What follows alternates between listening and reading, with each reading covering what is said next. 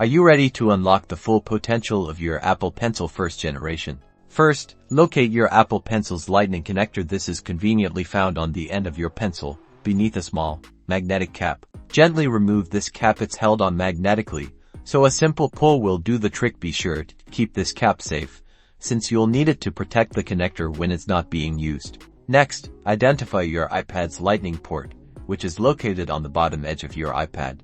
Now, carefully connect the Apple Pencil directly into your iPad's Lightning port. Make sure it's securely plugged in. You should feel a solid connection. Once connected, your iPad will begin charging your Apple Pencil. Look at your iPad's display to see the charging status. It's usually displayed in the form of a notification. You can confirm the charging status by returning to the home screen or checking the battery widget. The Apple Pencil will charge relatively quickly and you will be using again in no time.